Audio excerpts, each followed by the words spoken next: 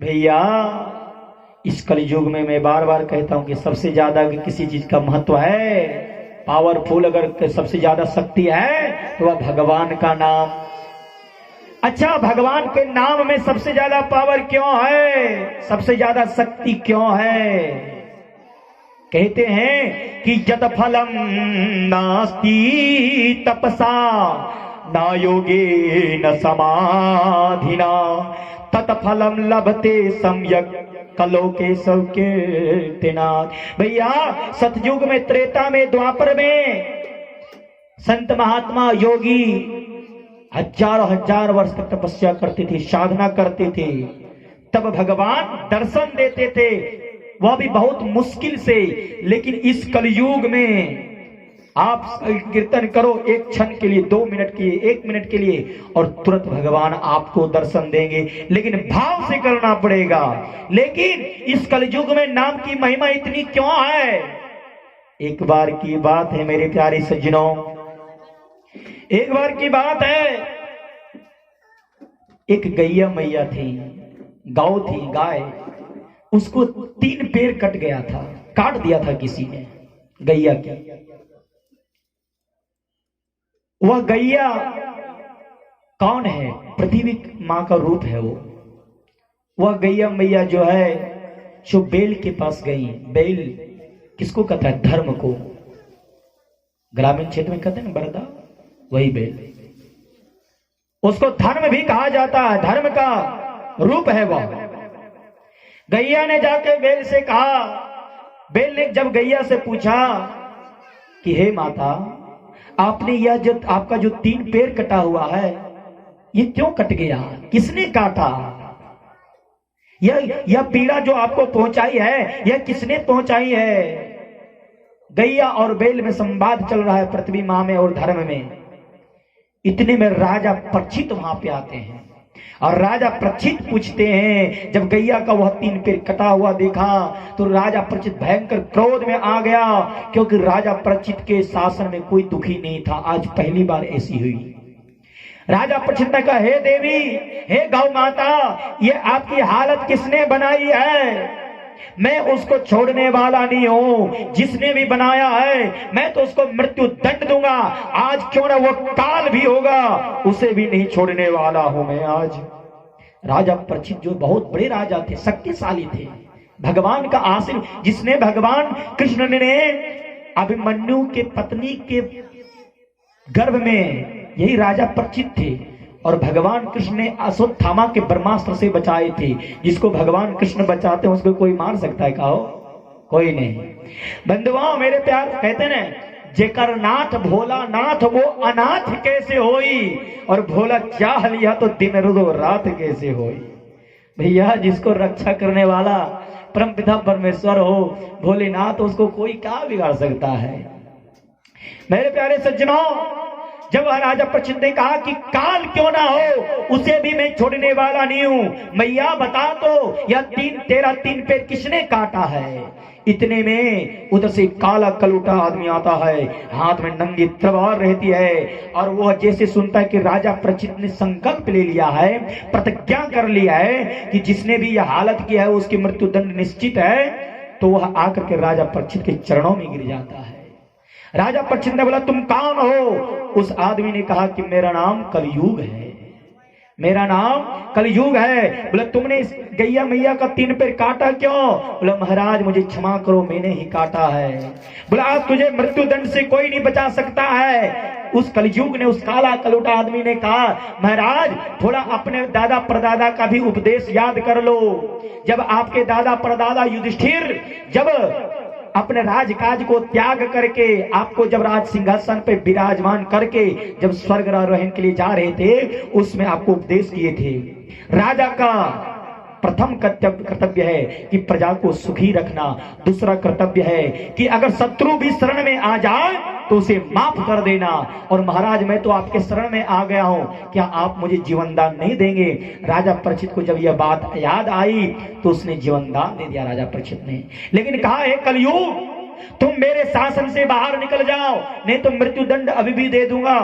वह सारी उपदेश को मैं भूल जाऊंगा, क्योंकि तुमने ऐसा कारनामा ही किया है। उस कलयुग ने कहा, महाराज आप यह बताइए कि मैं इस पृथ्वी लोक में से कहां किधर जाऊं?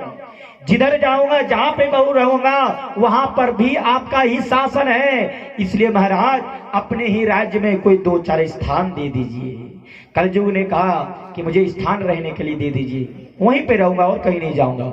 राजा परीक्षित ने कहा, जाओ मेरे शरण में आया है, तुझे माफ करता हूं, लेकिन जा तुझको मैं 4 स्थान देता हूं।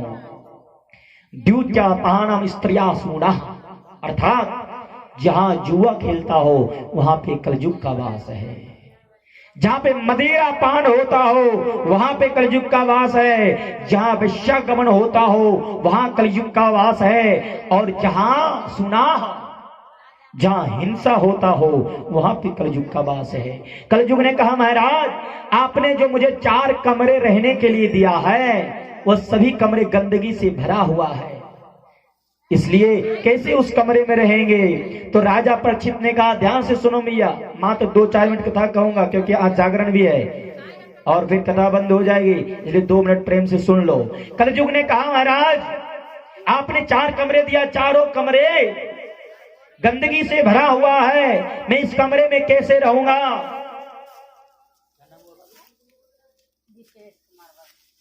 और हमारे एक नन्हा सा बालक दीपेश कुमार वर्मा जी ने, आने की गोपाल जी ने भगवान के चरणों में, श्रीमद् भागवत के चरणों में 10 रुपया चढ़ाए। भगवान कल्याण करे, सद्बुद्धि दे, पढ़ने में आगे हो, उन्नति हो। एक बार सभी लोग बोलेंगे प्रेम से श्रीमद् भागवत महापुराण की। ओ मतलब हम भी जोर लगाएंगे तभी आप जोर लगाएंगे। बाल बाके बिहारी लाल की। ओ मतलब वही है, कोई बात नहीं। मेरे प्यारे सज्जनों, जब कलयुग ने कहा कि वो 4 कमरे जो दिए थे तो गंदगी से भरी हुई है, उसमें कैसे रहेंगे महाराज? तो राजा परीक्षित ने कहा कि कलयुग तुझ में सब अवगुण ही अवगुण भरा हुआ है, इसलिए तुझे गंदा कमरा दिया मैंने। बोला, महाराज नहीं, हमारे अंदर में एक गुण ऐसा है जो वह गुण सतयुग में भी नहीं था, त्रेता में भी नहीं था, द्वापर में भी नहीं था। एक गुण मेरे पास इतना अच्छा है जो क्या बताऊं, इसलिए आपको एक अच्छा कमरा देना पड़ेगा रहने के लिए, क्योंकि हमारे घर में भी रिश्तेदार आते हैं, अतिथि आते हैं, तो कोई अच्छा बैठकी रूम देंगे तभी न बैठाएंगे हम।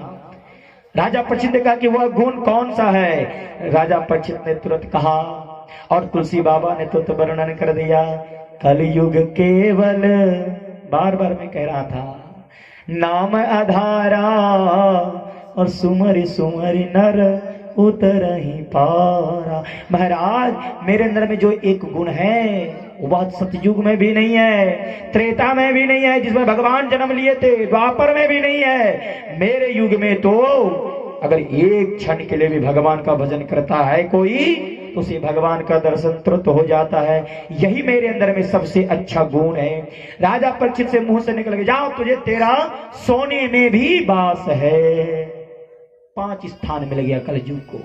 अच्छा भैया, सोने में जब वास है तो इधर भगवान कृष्ण कहते हैं एकादश स्कंद में कि सोना मेरा रूप है, तो किस बात को मानो कि कलयुग के स्थान है कि भगवान कृष्ण का? भैया दोनों बात सत्य है। चुराया हुआ सोना, पाया हुआ सोना, लूटा हुआ सोना, किसी से जबरदस्ती से छीन लिया हुआ सोना आभूषण, उसमें कलयुग का वास है। और जो पवित्रता के साथ में जो सोना खरीद के लाए हैं और भगवान को चढ़ा करके जो पहने हैं, वो उसमें भगवान कृष्ण का वास है। अगर सोने में कलयुग का वास है और कलयुग अगर बुद्धि बिगाड़ देती है तो सोना तो पहनना ही बंद कर देगा।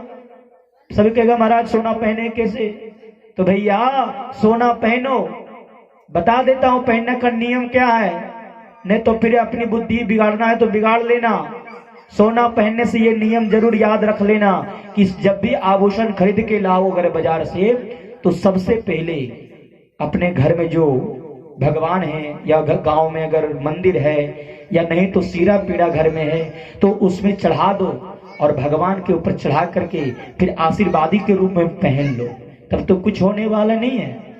और अगर आपने खरीद के लाया और आशीर्वादी के रूप में नहीं पहना तो कलयुग वास करेगा, और कलयुग जब वास करेगा तो ध्यान रखना कभी सुखी नहीं रह पाओगे।